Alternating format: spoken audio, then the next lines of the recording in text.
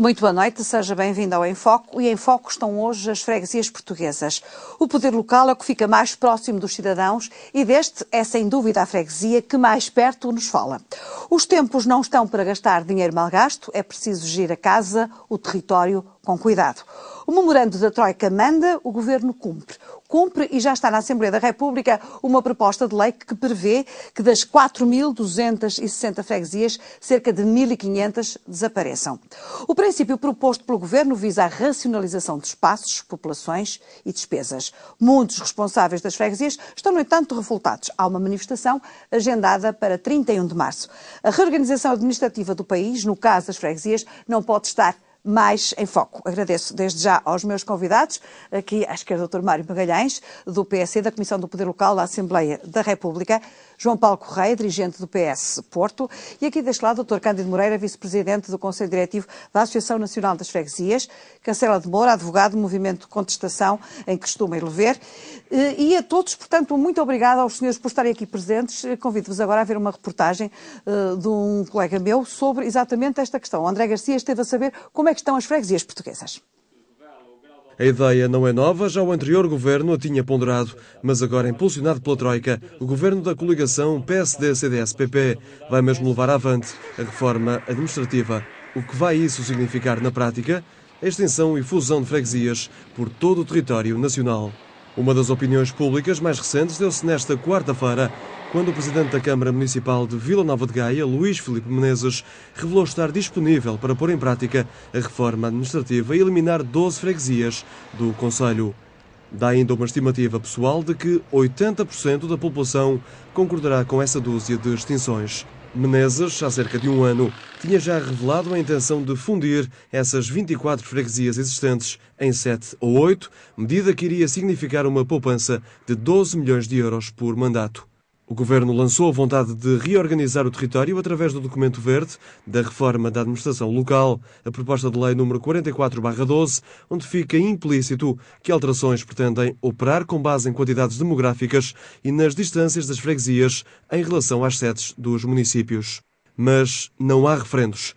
A participação da população está restringida a um nível mínimo, ouvir e participar em sessões de esclarecimento. O secretário de Estado da Administração Local e Reforma Administrativa, Paulo Júlio, afirmou junto da agência Lusa que nos últimos 6 meses realizou mais de 60 sessões de esclarecimento em todo o país.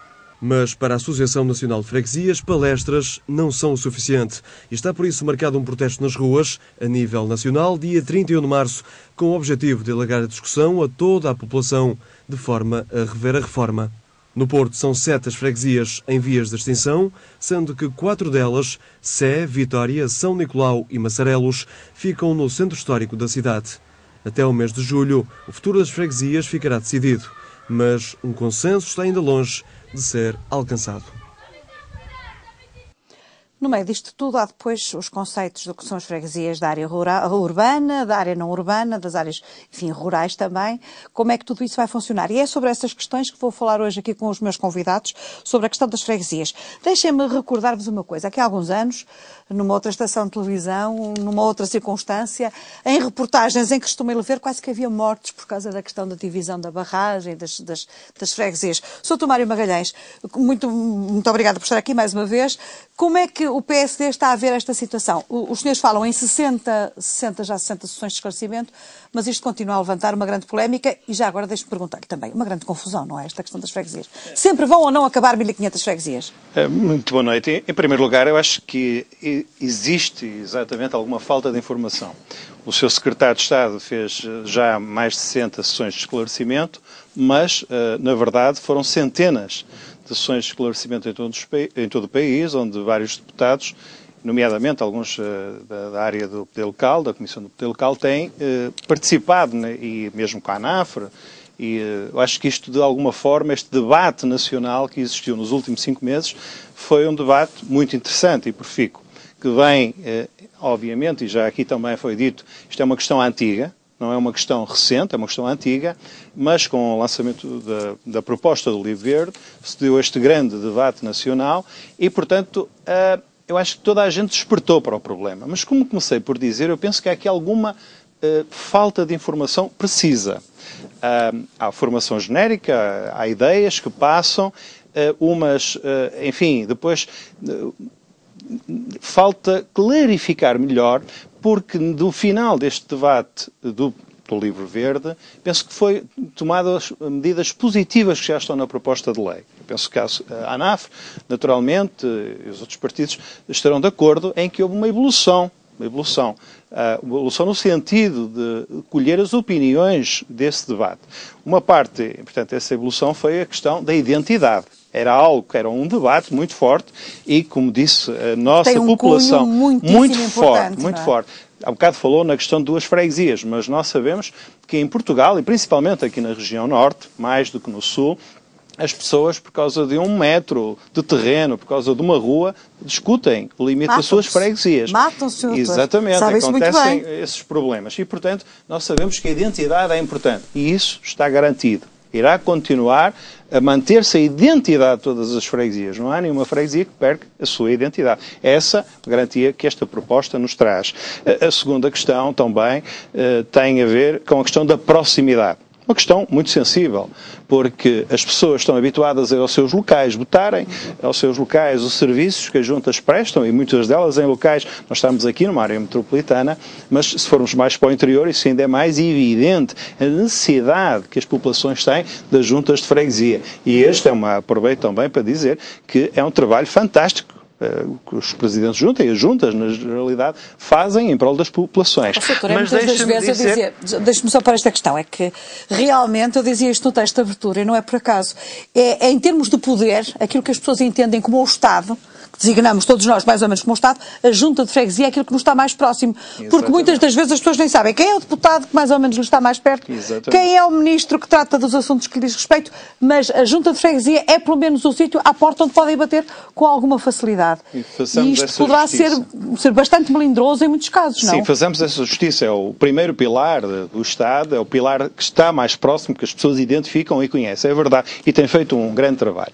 Mas esta questão também está garantida. Em todas as freguesias, os serviços de proximidade deverão se manter. Mas, então, podíamos dizer, mas se essas questões estão resolvidas com a lei, onde é que, enfim, uma das questões, porque é que é importante também fazermos esta reforma? E tem a ver muito com as competências que as juntas de freguesia têm. Na verdade, as competências próprias e delegadas, hoje que as juntas de freguesia têm, são minúsculas.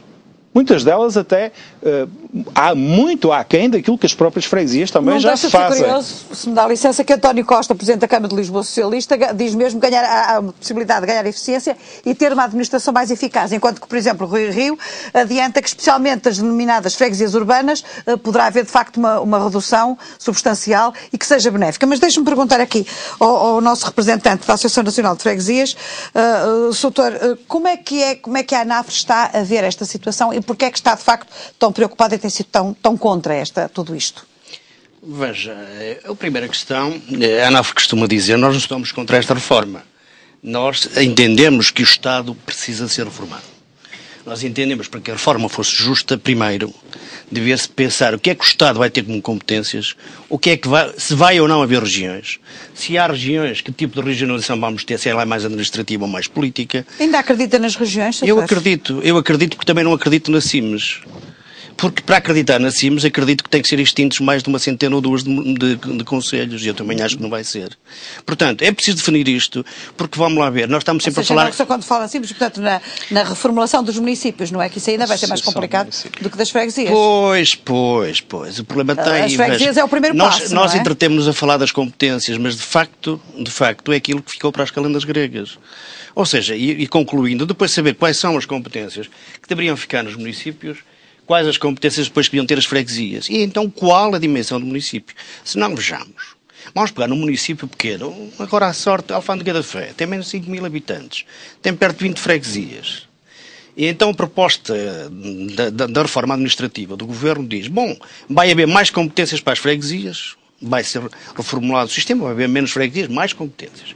Os municípios vão transferir competências suas para cima. E a pergunta que eu deixo no ar, e onde é que fica o município de Alfândega da Fé? Como vai pagar a dívida que tem hoje? Agora, se nós começássemos ao contrário, se definíssemos quais as competências que os municípios devem ter a partir de agora, quais as competências que as freguesias devem ter, tal qual fez Lisboa. É que Lisboa começou uma reforma, mas a partir das competências dos meios financeiros. Nós aqui partimos de dizer extingue-se as freguesias, logo se verá. Mas o que diz a Lei 44, o articulado da Lei 44, quando fala nas competências, nada mais faz que respigar o que está na 159 e trazê-la para a 44, mas isso já sabemos. O problema não é a intenção. E que é, doutor, peço desculpa, para os espectadores são um conjunto a noção exatamente do que é isso. São competências, ou seja, são áreas de competências, como a área social, a questão não, aquilo fala mais em generalidades. Não está regulamentada. Ou seja, tem o chapéu para as competências, mas não tem a regulamentação. Mas não foi sempre Doutor, e nós sabemos... Para os nossos espectadores ali em casa e para aquela Câmara, genericamente, assim, quais são os aspectos fundamentais, em 2 ou 3 linhas, que o senhor conhece melhor que ninguém, doutor Cândido Moreira, das competências das freguesias e o que é que vai alterar ou não? Doutor, nós sabemos, e toda a gente hoje, e não é novidade, o Governo já lá tem até um projeto de lei elaborado, temos há mais de 6 ou 7 anos, de um acordo que fizemos com a Associação Nacional de Municípios, com um conjunto de competências já regulamentado.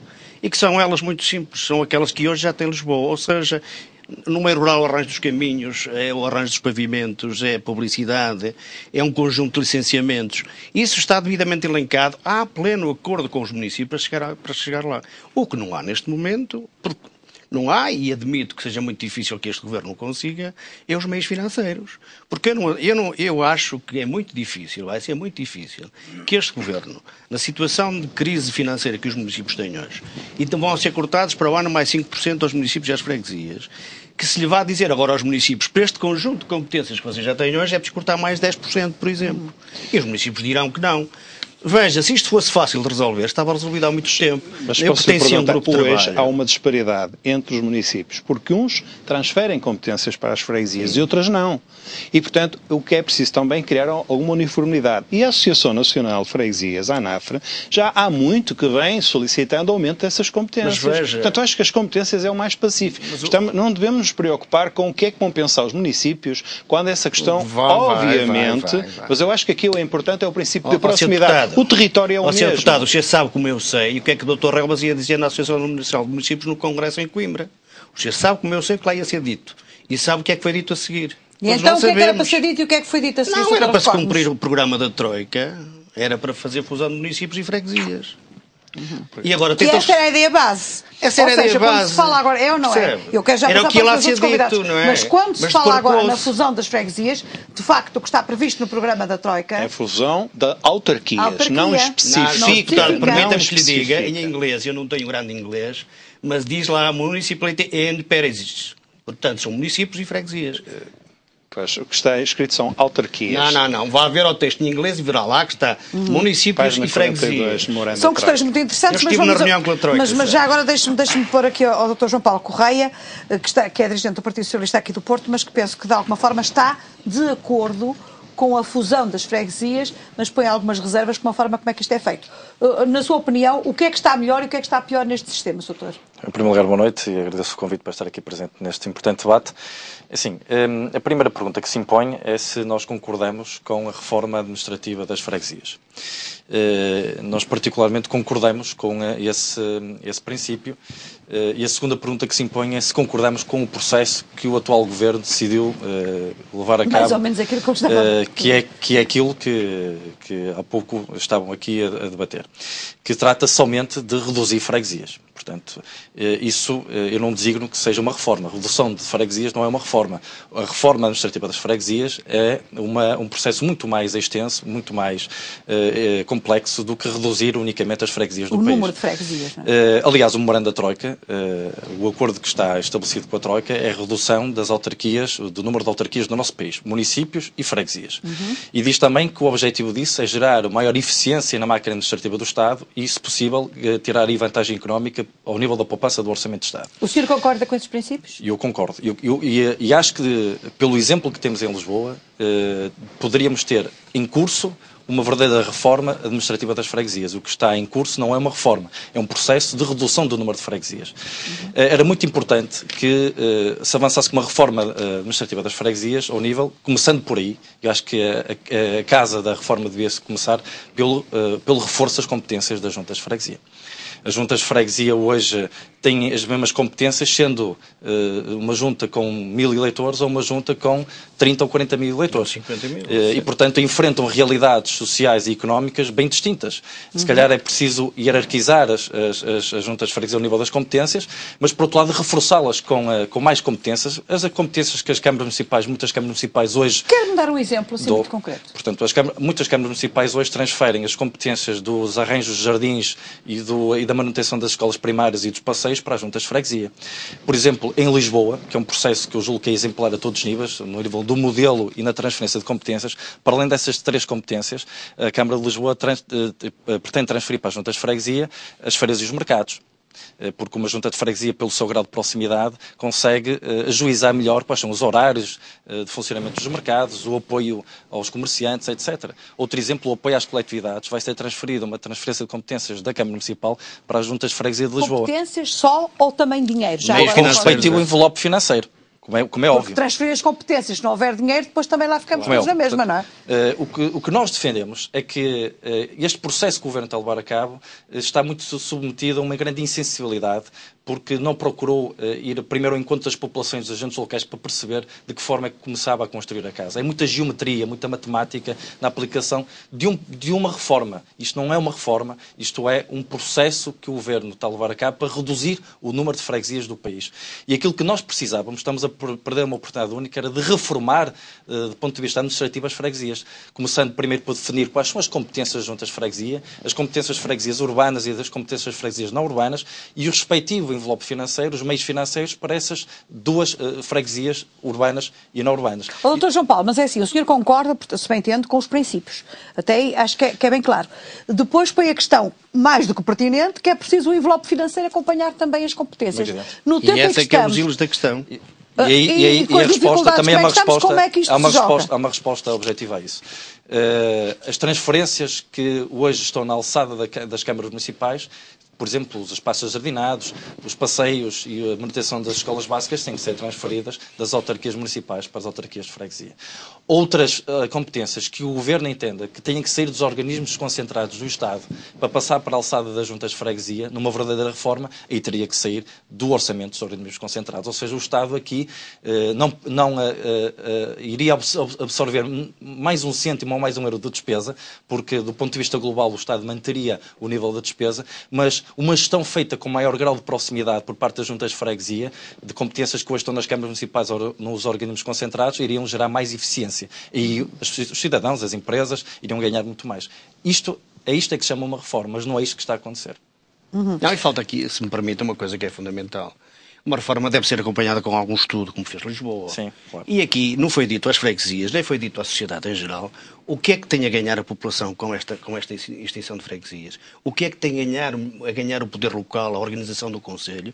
E o que é que se ganha para o erário público? São 3 pilares fundamentais que têm que ser respondidos. As pessoas têm que perceber isso. As pessoas não são parvas, as pessoas percebem perfeitamente que se tiverem ganho, se as pessoas se forem mais bem atendidas, porque de facto, o que dizia o Sr. Deputado Magalhães, não é verdade. À medida que eu recentro o poder ou centro o poder, não está mais próximo. Nunca eu vi centrar uma coisa e ficar mais próximo.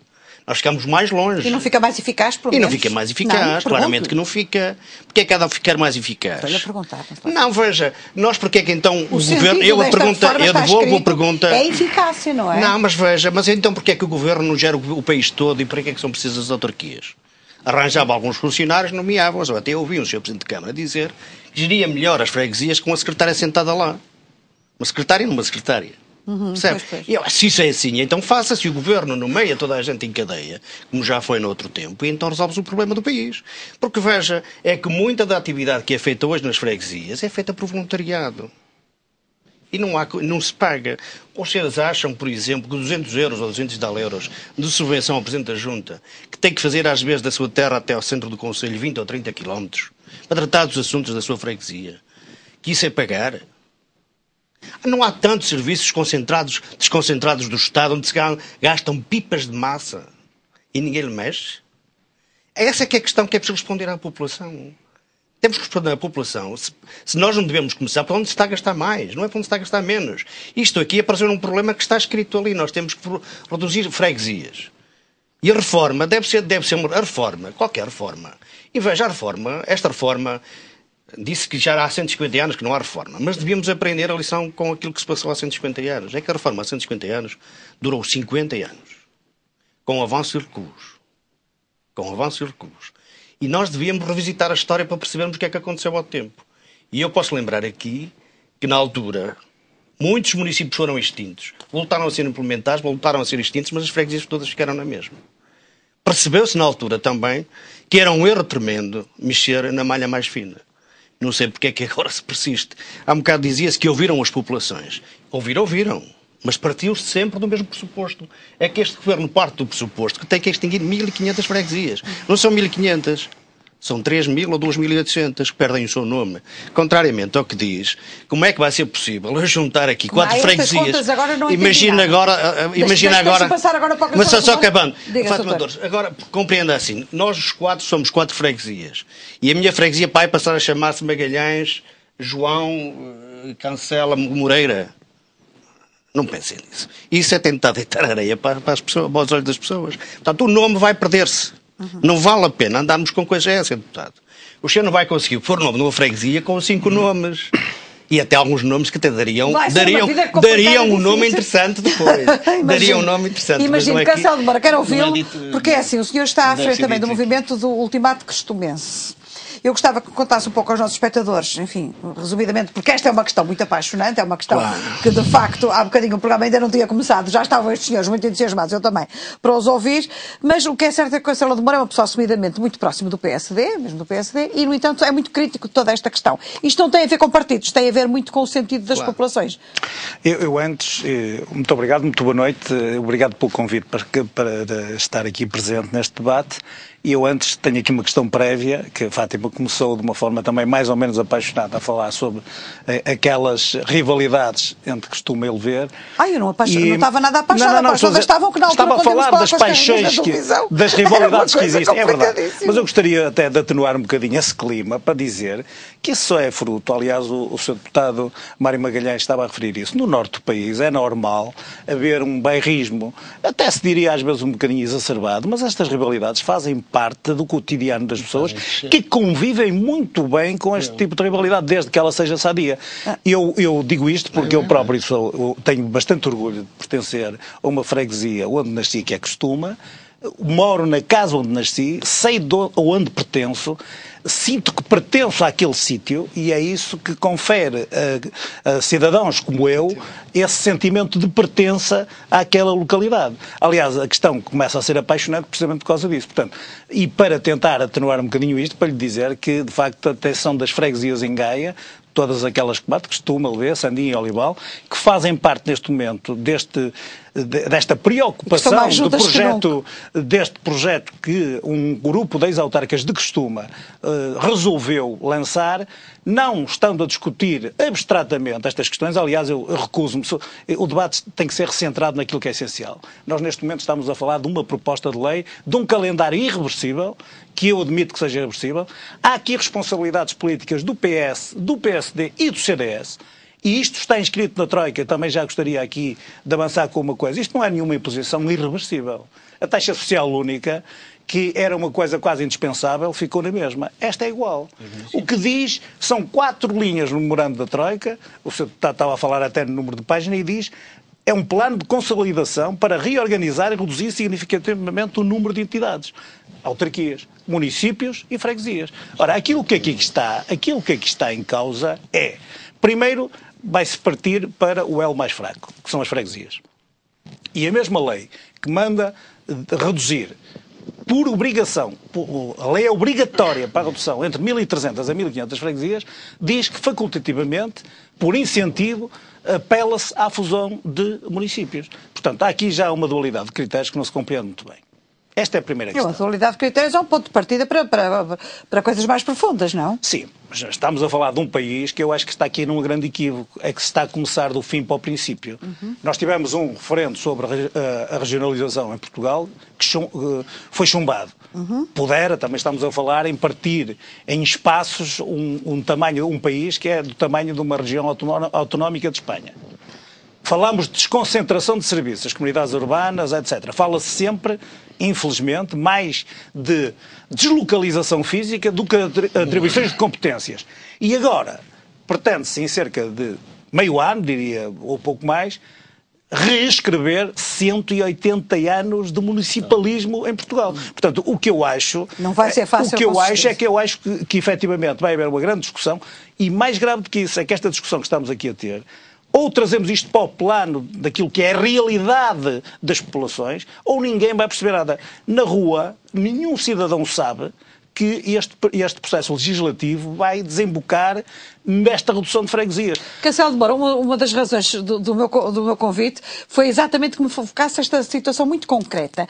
Para estas 4 freguesias de que você fala, o que é que vai acontecer? O que é que as pessoas, para já, as pessoas sabem o que é que vai acontecer? Tem alguma ideia ou acha que está tudo ainda muito por alto? As pessoas estão completamente à margem. Aliás, uma das questões que foi aqui focada pelo Sr. Deputado, julgo que é essencial.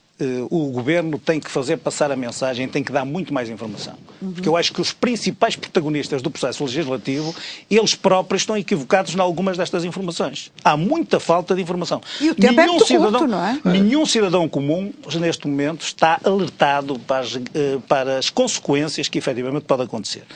Quando se fala em Costuma, Sandim, Lebeiro e Olival, estamos a falar de 4 freguesias muito próximas de Porto, mas muito longe da tal área metropolitana de que fala o Sr. Deputado. Porque, efetivamente, os serviços de telecomunicações, os correios ou os pagamentos das reformas à terceira idade são feitas através dos serviços da Junta de Freguesia. O ultimato costumense não quis, e com o apelo que o Governo faz, havendo um calendário irreversível que acabará em julho deste ano, pegou nas regras da própria proposta de lei e apresentou uma proposta alternativa para Gaia, tentando recentrar a realidade de acordo com aquilo que social e demograficamente Gaia possa efetivamente espelhar. E nós entendemos que a lei confere a possibilidade de um caráter de exceção, que é a desclassificação de freguesias que são consideradas urbanas, e desclassificamos essas 4 freguesias para que efetivamente haja uma margem de freguesias não urbanas suficiente para que na aplicação dos parâmetros, em vez de 2, elas passem a ser 6 e que estas 4 se mantenham autónomas. Porquê? Porque Gaia tem tido um crescimento a 2 velocidades, entre o litoral e o interior. Aquelas 4 freguesias são efetivamente assumidamente estamos a falar do concelho interior, muito grande, estamos a falar grande, de Gaia do muito tamanho populoso, da Madeira. Eu até diria que esta reforma relativamente a Gaia, e dava aqui 2 exemplos, Gaia tem mais 50 mil eleitores que a região autónoma da Madeira. A Madeira tem 11 municípios. 24 freguesias em Gaia, para 300 mil eleitores, nem me parece uma coisa muito descabida. E, portanto, aqui o problema da lei é não atender às especificidades de cada um dos locais e, aritmeticamente, dizer é urbano tudo que for acima de 2 mil habitantes. Pois, porque há parâmetros para tudo isto. Não, mas este é o parâmetro geral. E, portanto, aquilo que se pretende com este manifesto, que é, já agora, o nome tem a ver com um conjunto de últimas reivindicações e, portanto, costuma-se utilizar exatamente para esse facto, e daí o nome. A ideia é, como disse, tentar recentrar a realidade do concelho.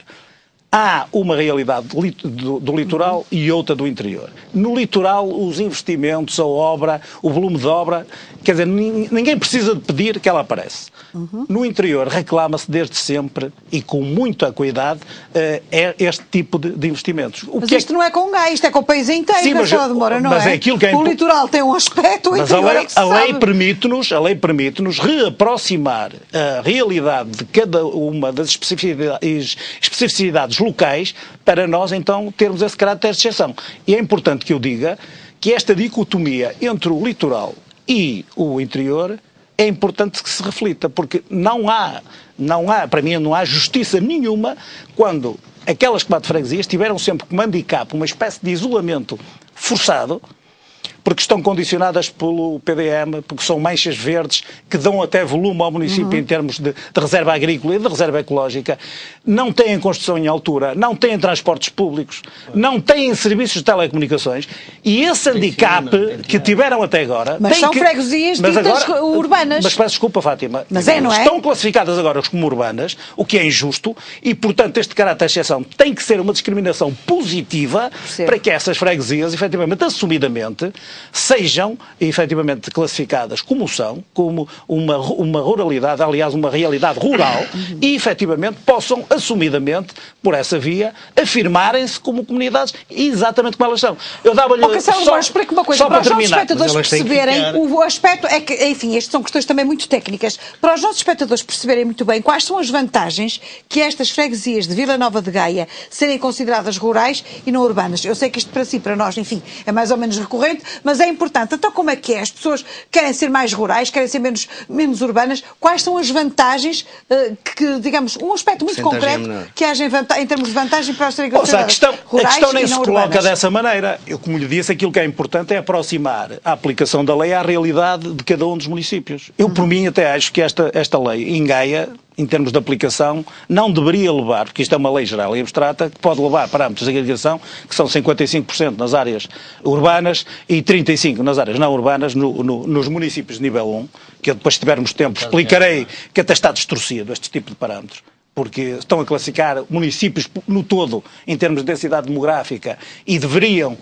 terem atenção, e isso acontece em Gaia também, porque há densidades demográficas dentro do próprio concelho que mudam em função da freguesia. Conforme as pessoas provavelmente têm condições de vida, que exatamente. É como todo lado agora, é assim, não é? Eu nem diria que era uma vantagem. O que eu diria é que, efetivamente, são realidades completamente diferentes. Eu dava-lhe este exemplo. Santa Marinha, Mafamudo, Oliveira de Douro, Canidelo, são freguesias de muito mais que 20 mil eleitores, onde residem pessoas que podem ser do Algarve, de Lisboa, de Braga, quer dizer, que não residiram, não nasceram ali, não têm uma comunidade gregária, não se identificam completamente com essa identidade de uma comunidade. Aquelas freguesias de que eu estou a falar, e haverá outras, em Gaia, efetivamente criou-se essa identidade, uma marca identitária das próprias pessoas, porque aqui é importante, por exemplo, que se diga que em freguesias como estas, que são minúsculas, relativamente à dimensão de outras, estamos a falar de freguesias entre os 2.600 e os 5.000 eleitores, basicamente estas 4 freguesias, fez-se muita coisa, como estava a dizer o Sr. Dr. Cândido, pela ANAFRE, que de outro modo não seria possível, porque a própria junta de freguesia acaba por ser uma espécie de âncora à volta da qual se identificam um conjunto de pessoas, por exemplo, ao nível do associativismo.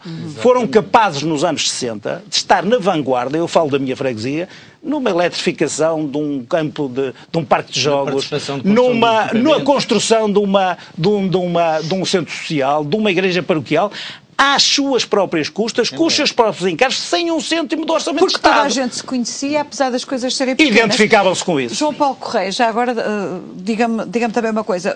Penso que, como dizia há pouco, estava a favor da reestruturação das freguesias, mas isto que o Cancela de Moura refere é muito particular e penso que, se calhar, é um dos aspectos que todos nós temos muita noção. Nas pequenas freguesias, por vezes do interior, a junta de freguesia fez mais do que toda a gente, do que todos os impostos, do que todos os governos. Isto é verdade, não é? Sim, sem dúvida.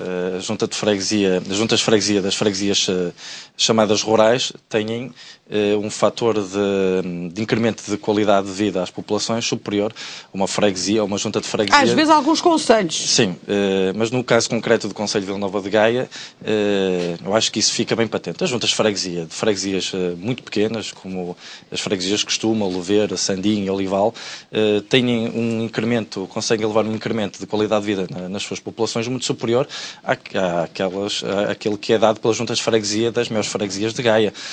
Repare que o facto do Presidente da Junta conhecer quase toda a população, conhecer a realidade de cada lugar da sua freguesia, permite-lhe também ter uma noção muito exata e muito permanente das reais necessidades da sua freguesia. E conhecer as pessoas pelo nome, não é? Exatamente. Que é uma coisa que nós não temos, por exemplo, eu ouço muitas vezes isso, e eu ouvia mais quando andava em reportagem, nós não temos, por sistema que temos português, não temos o deputado que representa o lugar A, B ou C.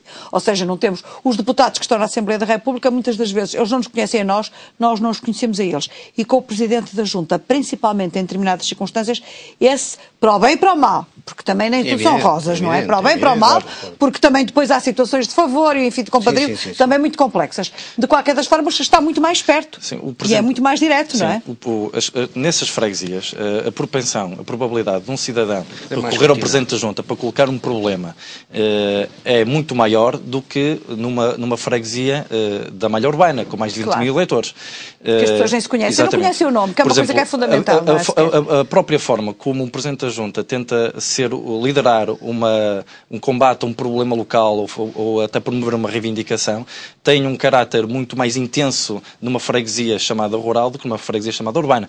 Aliás, apesar de eu achar, de concordar com o compromisso que está inscrito no Memorando da Troika, que é preciso uma reforma administrativa ao nível das freguesias, e achar que aquilo que está em curso não é uma reforma, mas é um processo unicamente para reduzir freguesias, está nesse aspecto que foi falado há pouco.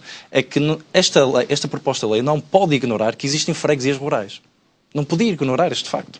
O documento verde não ignorava, mas a proposta de lei passou a ignorar. Porque se de facto a proposta de lei dissesse claramente que existiam freguesias rurais, identificasse estas freguesias rurais com parâmetros que não fossem muito matemáticos, nem muito geométricos, mas parâmetros baseados nas ciências sociais, na demografia, no número de serviços, nos serviços que existem em cada uma das freguesias. São numéricos. Sr. Deputado, olhando para esta proposta de lei, ela acaba por ser mais insensível do que o próprio documento verde. Houve aqui uma evolução muito negativa, porque se de facto soubesse o reconhecimento da figura da freguesia rural, porventura, esta defesa que está a ser feita em algumas freguesias do nosso país, como é aquele que está a ser feito naquelas 4 freguesias de Gaia, não se estaria a ser feito porque estava reconhecido e essas freguesias manteriam a sua autonomia com a junta de freguesia. Esta proposta de lei enferma de muitos erros e esse é mais um, porque não reconhece a freguesia rurais. Já agora explique-me aqui o seguinte. É uma proposta de lei, está em discussão, penso que não estou a dizer nenhum disparate, na especialidade da Assembleia da República. Certo. Não há aqui hipótese de haver um encontro de ideias entre a maioria e a oposição. Não é que ninguém tenha a ilusão que se vão entender todos muito bem, mas pelo menos pelo superior interesse das pessoas, das populações, ao menos uma vez não haveria hipótese de haver aqui um encontro de ideias. Acha que há alguma possibilidade ou que esta é uma guerra perdida? Porque estamos muito... o que me faz impressão, confesso, nisto tudo é que nós... julho é já agora, que é daqui. Em termos políticos, em termos de decisões, é muito rápido, não vai... Eu julgo que há sempre hipótese de acontecer aí um entendimento que possa levar essa proposta de lei a um caminho mais profícuo. Mais justo, provavelmente, que é o que todos desejamos, e mais de acordo com uma verdadeira reforma administrativa das freguesias. Acontece que quem tem que pilotar essa predisposição tem que ser o Governo. O Governo é que tem que dar as luzes e tem que pôr em cima da mesa exatamente. Agora não pode, por exemplo, fazer aquilo que fez recentemente, de fazer convites na praça pública para alguns partidos políticos e algumas entidades para entrar num processo de diálogo, um processo de conversação, para melhorar a proposta de lei. João Paulo, mas o Partido Socialista não se pode dissociar da responsabilidade que teve na negociação. Mas aí que nós divergimos.